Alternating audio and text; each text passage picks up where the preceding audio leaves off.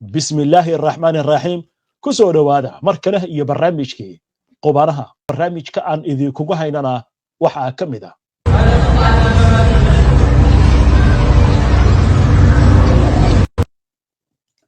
waa Israa'iil oo bilowday in dababaadkeeda dagaalka iyo cagaf-cagafyadeeda ay kala baxdo qaybo kamida Mareykanka Gaza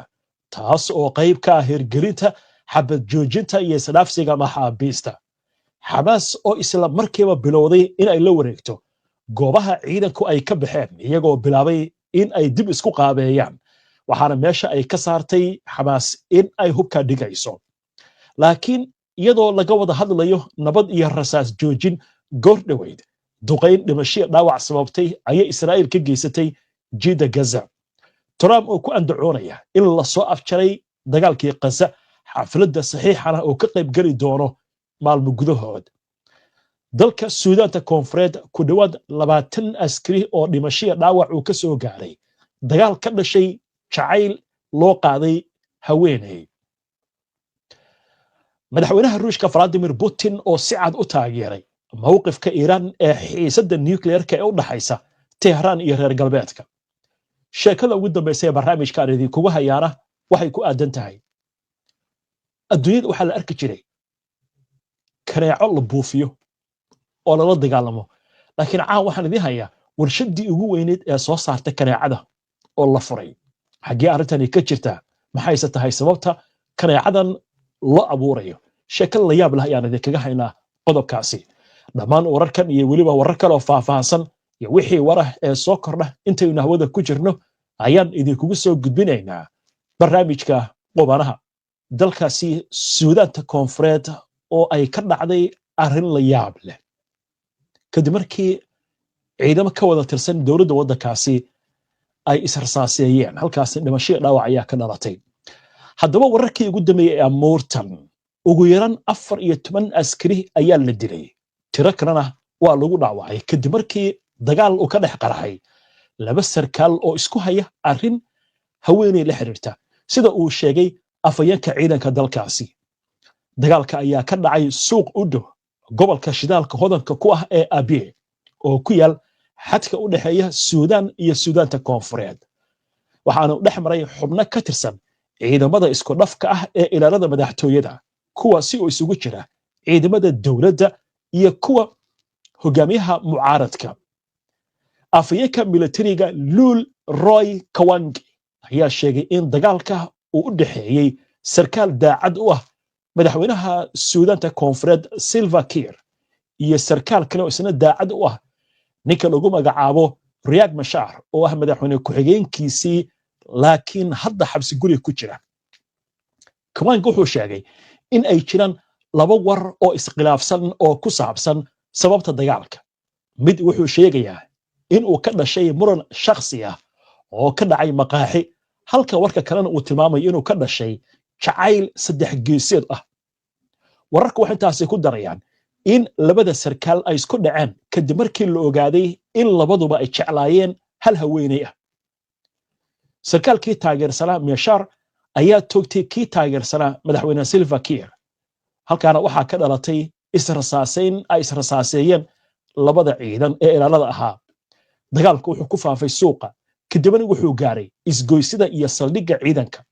guud ahaan 14 askari ayaa la xaqiijiyay in ay dhinteen 6 taageersan ciidamada uu hogaamiyo Machar iyo 8 ka tirsan ciidamada dawladda Suudaanta Koonfureed ee Salva Kiir hal qof oo rayid ah ayaa la dhaawacay halka 5 kale oo askar ah oo ka tirsan labada dhinac iyagana la dhigay cisbitaalka afayeenku waxa intaasi uu ku daray in aysan jirin ujeedo dhanka siyaasadda ah laakiin arrintan lagu bilaabay baaritaan hay'adda qaramada midoobay ee xuquuqul insaanka ayaa bishii hore waxa ay ka digtay in Suudaanta Koonfureed mar kale qarka ay u saaran tahay dagaal sokeeye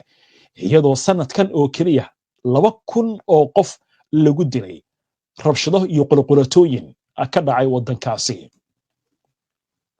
waa hagaag warkaas halkaas aynu kaga gudubno markaan waxaynu eegaynaa dhankaas iyo Ruushka madaxweynaha Ruushka Vladimir Putin ayaa lagu soo waramayaa in uu sheegay in xalinta faylka nuclearka Iran lagu gaari karo oo kaliya waddo dhanka diblomaasiyadda iyo wada hadal isagoo sheegay inuusan jirin bedel caqli gal ah oo taasi ka duwan Putin oo hadal maanta ka jeediyay shirka Ruushka iyo bartamaha Asia ayaa sheegay in dalkiisu uu sii wadi doono xiriirada dhow ee uu leeyahay Tehran isla markaasna uu arko in Iran ay muujinayso go'aan cad oo ay ku doonayso xal dhanka diblomaasiyadda madaxweynaha Ruushka ayaa waxa intaasi ku daray in Moscow ay dareemayso rabitaanka Tehran ee ah in la helo xalal isafgarad ah iyo in dib loo bilaabo iskaashi wax ku ool ah oo lala yeesho hay'adda caalamiga ah ee tamarta nuclearka ee magaceeda loo soo gaabiyo IAEA isagoo xusay in wadahadalku uu yahay dariiqa kaliya ee lagu ilaalin karo xasiloonida gobolka lagana hortagi karo xiisad kasta oo la xiriirta barnaamijka nuclearka ee Iran hadalka Putin ayaa ku soo aadaya iyadoo xiisada u dhaxaysa Iran iyo dalalka reer galbeedka ay sii xoogaysanayso kadib markii dalalka reer Yurub ee Faransiiska, Jarmalka iyo Ingiriiska ay dhabarka ka riixeen hanaanka cadaadiska ugu sarreeya ee ka dhanka Iran kaasi oo dhaliyay in golaha ammaanka ee qaramada midoobay Iran uu ku soo rogo cunaqabatayn dalalkan ayaa Iran ku adkeeyay in ay dib u bilowdo wadahadallada ay leedahay Washington iyo in la dedejiyo nidaamka lagu hubinayo amniga kaydka uraniumka la bacrimiyay ee Iran ayaa shuruudahaasi ku tilmaamtay kuwa aan caqli gal ahayn oo cadaadisa isla markaasna aan cadaalad sal ku lahayn waxaana ku adkaysatay in barnaamijkeeda nuclearka uu yahay mid nabadeed ah oo aan ahayn mid ciidan waa tahay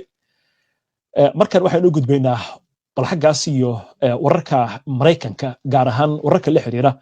dagaalka Gaza iyadoo ay noo soo socdaan warar kala duwan hogaamiyaha Hamas ee Gaza oo caawa hadal adag jeediyay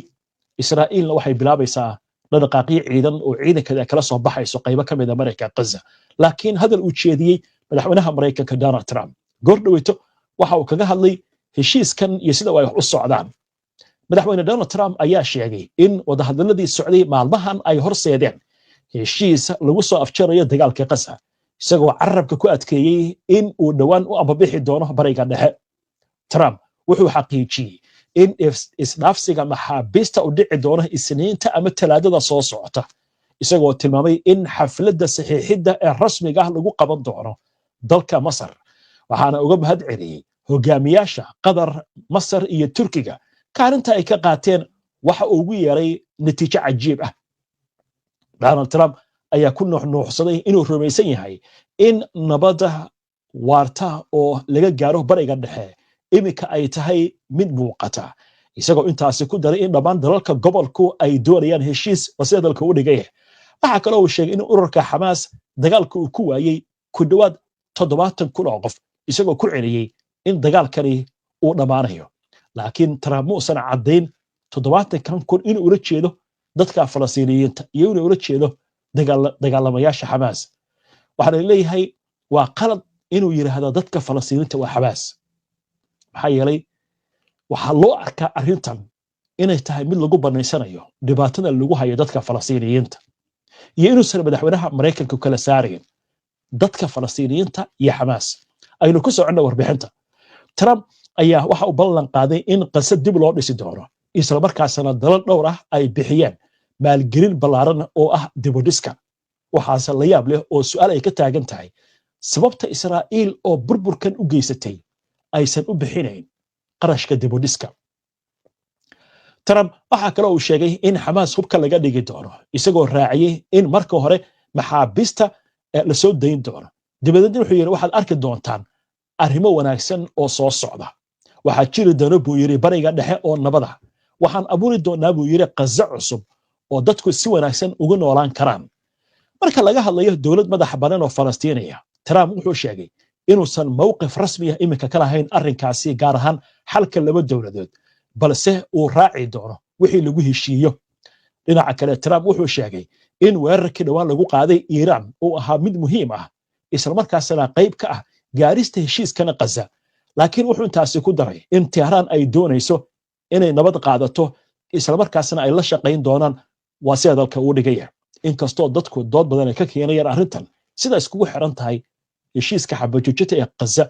iyo dagaalkii lagu qaaday Iran. Trump ayaa shir gudoominaya kulan golahiisa wasiirada ay lahaayeen oo lagu falanqeynayay heshiiska lagu suurtagelinayo isdhaafsiga maxaabiista qaybta koowaad ee qorshaha ballaaran ee Gaza. kadib kulankaasi xogayaha amuraha dibadda ee Mareykanka Marco Rubio ayaa sheegay in bilo ka hor aysan muuqan wax heshiis ah oo lagu gaari karo imika waxa la gaaray, waxaana uu tilmaamay in 20 maxbuus si nabad ah loo soo dayn doono isla markaasna ku dhawaad 2 sano markii ugu horeysay ay arki doonaan iftiinka. waaya arrinta cajiibka laakiin waxay noqotay oo Falastiiniyiinta iyo khibrada hadal hayso, madaxweynaha Mareykanka wuxuu ka hadlayaa oo kaliya maxaabiista Israa'iil ee la haysto.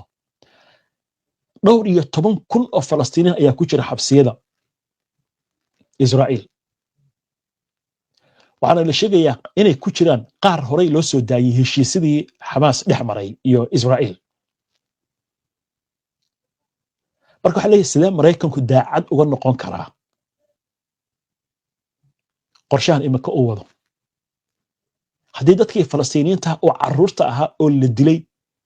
uu ku tilmaamay Xamaas in laga dilay 70,000 ilmaha yarka oo caloosha hooyadiis ku jiray Xamaas ba waa su'aalaha la isweydiinayo.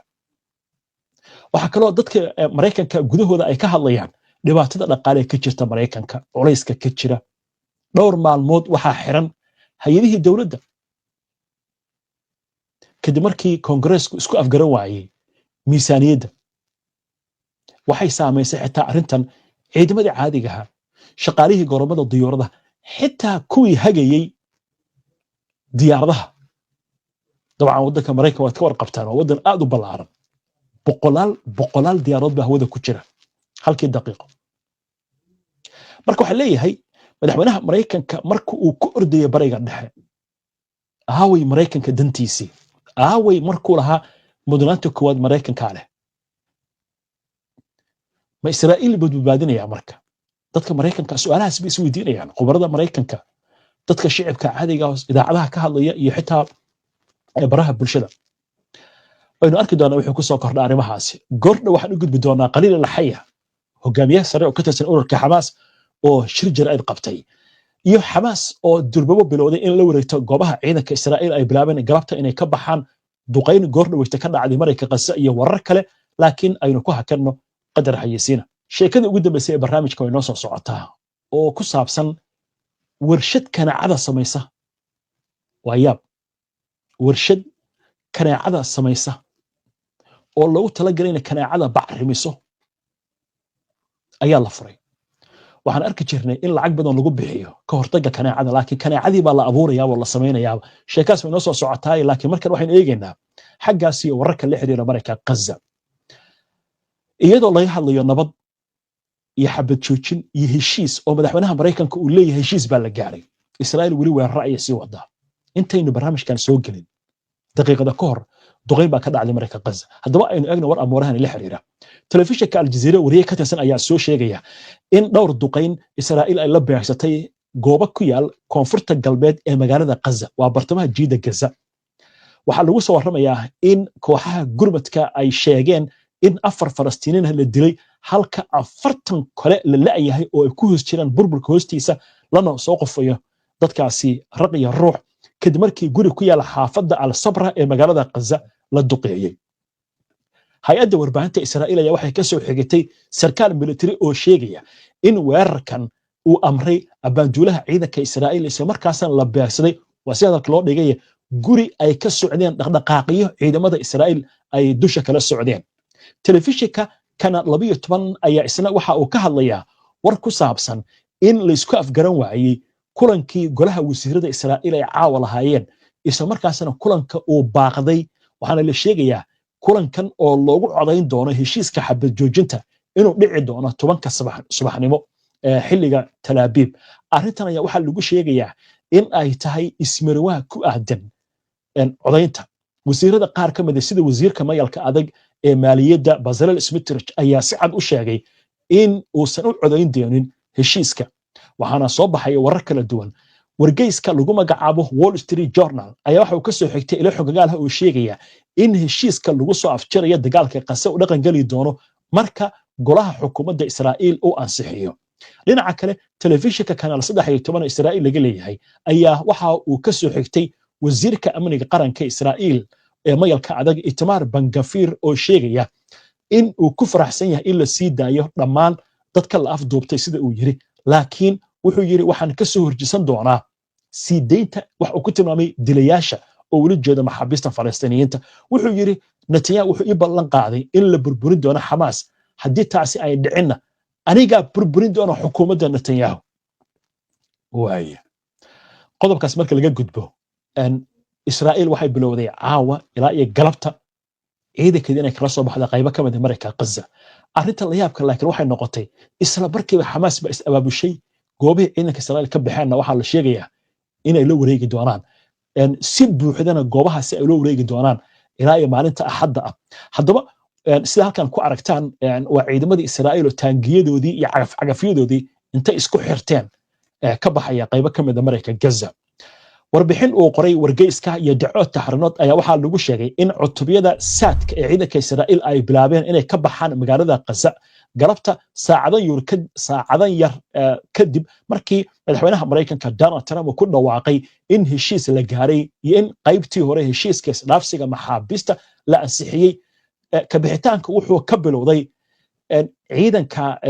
gaarka ah ee ka qaybta ahaa howlgalka gaadiidka Gideon 2 kuwaasi oo aan si buuxda u gaarin baa la yiri ujeedooyinkoodii dhanka militariga. ciidamada Israa'iil ayaa haatan burburinaya saldhigyo waaweyn oo horey ay ka dhisteen marayka Gaza iyagoo dib ugu laabanaya dhulka Israa'iil. kumanaan ka mid ah ciidamada kaydka ayaa la filayaa in la fasaxo toddobaadka soo socda. qayb kale oo ka mid ah bixitaanka ayaa la qorsheynayaa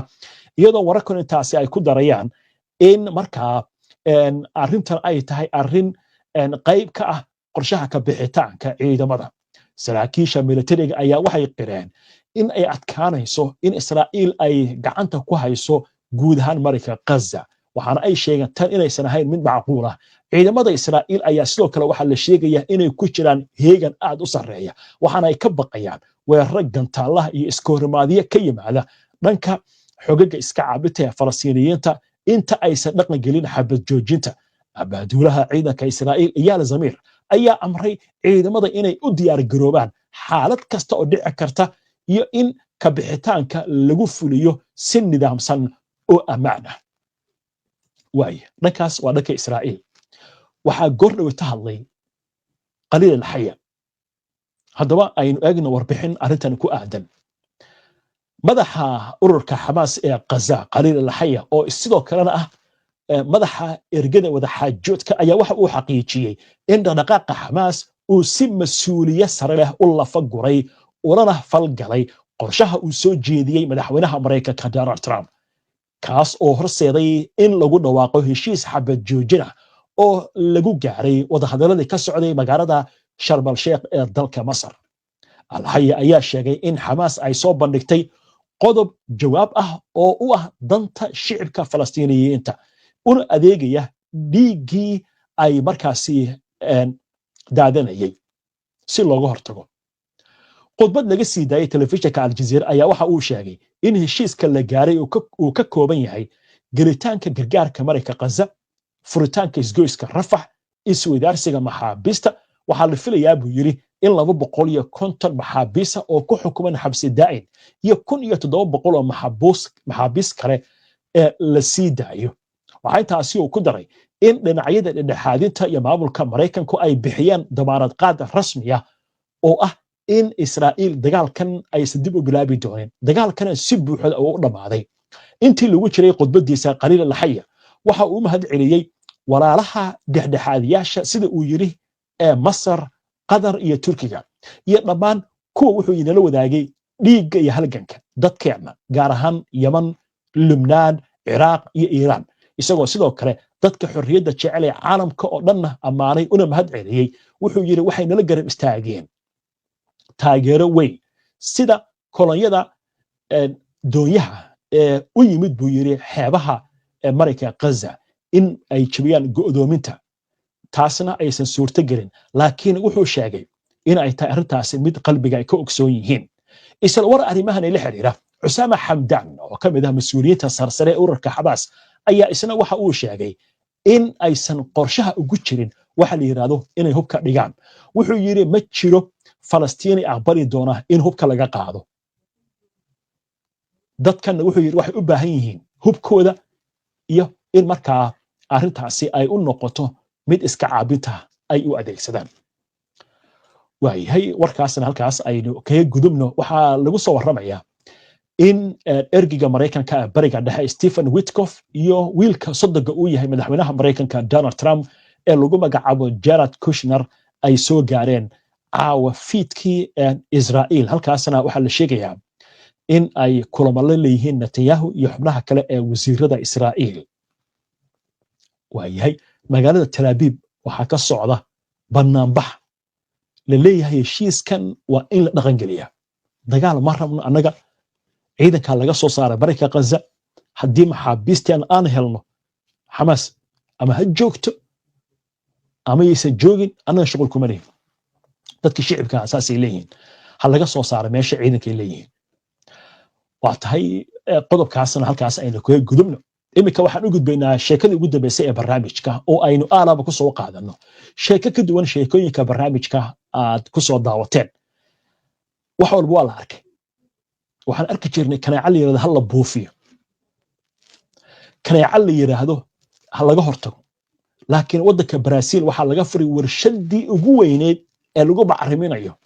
kaneecada haddaba aynu eegno warbixintan dalka Brazil ayaa waxaa lagu soo warramayaa in warshadan loogu talagalay in lagu taro ama taranka kaneecada loogu talagalay taasi oo qayb ka ah dadaalka lagu xakameynayo cudurka dengaha loo yaqaan oo si xawli ugu faafaya waddankaasi warshadan waxay ku taal magaalada la yiraahdo Campinas ee gobolka São Paulo waxaana la sheegayaa inay awood u leedahay in ay soo saarto 190 milyan oo kaneeco toddobaadkii iyadoo la adeegsanayo farsamooyin casri ah oo markaasi ku aadan in deegaanka lagu badbaadiyo warshadan oo cabirkeedu uu ku fadhiyo 1300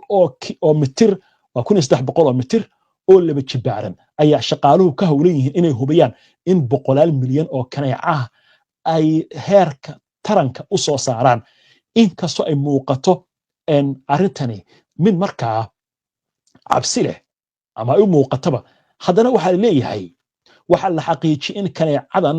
aysan ahayn mid faafisa cudurka maadaama lagu talaalay bakteeriyada loo yaqaan Wolbachia taas oo joojisa in fayraska dango la yiraahdo uu ku koro jirka marka kaneecadan ay taranto kaneecada kale uma sii gudbinayso ama kama qaadayso bakteeriyada laakiin waxay u gudbin kartaa talaalkii lagu talaalay taasina waxay keenaysaa baa la yiri kaneecadii kale ee duurka ku jirtay in markaa aysan halis lahayn oo cudurkii aysan qabin arrinta marka waxaa loogu talagalay in markaa lagaga hortago dhibaatada cudurkaasi ka dhasha qaniyada kaneecada waxaa kaloo leeyahay dalka Brazil boqolkiiba 80 kiisaska ugu badan ee cudurkaasi ayaa laga diiwaan geliyay sanadkii 2024 habka wax soo saarka ayaa waxa ka bilaabanaya boqolaal saxaradood oo biyo heer kul aad u sareeyo lagu haynayo kadibna waxaa la sheegayaa in lagu quudinayo kaneecada ukumaheeda halkaasi kadibna kaneecada halkaasi lagu tarankeeda lagu kordhinayo waxaana lagu soo warramayaa in arrintan ay tahay mid wasiidalka loo yiriye loogu talagalay in lagu soo saaro 190 milyan oo kaneeco ah halkii toddobaad halkaan u jeedaa marka warshadan aad arkaysaan gawaari lagu sameeyo raashin laguma sameeyo dhar laguma sameeyo laakiin kaneecadii baa lagu bacriminayaa wax walba waa la arkay waayahay inta ayaan kusoo gabagabeynayaa caawa barnaamijkii qubanaha waana ku mahadsantihiin daawashada barnaamijka si aad ula socoto wararka barnaamijyada iyo macluumaadka aynu halkan ka soo gudbino haddii aad ka cusub tahay baraheena bulshada ama horay aadan ugu xirnayn hadda ku soo biir aad ku mahadsantihiin daawashada barnaamijka ayno barnaamijka xiga insha Allah inta ka horeysa jimco wanaagsan nabadgelyo ma ogtahay in hilibka yaalla suuqyada dalalka qaliijka Yurub iyo Mareykanka aad ka helayso magaalada Muqdisho Somali Meat Company ku dooro hilib nadiif ah oo lagu qalay kawaan nadiif ah iyadoo la hubiyay badqabka caafimaadka xoolaha hada dalbo hilib geel lo ama ari adigoo ka heli kara xarumaha Somali Meat Company ku leedahay gobolka Banaadir ama wac nambarka ku muuqda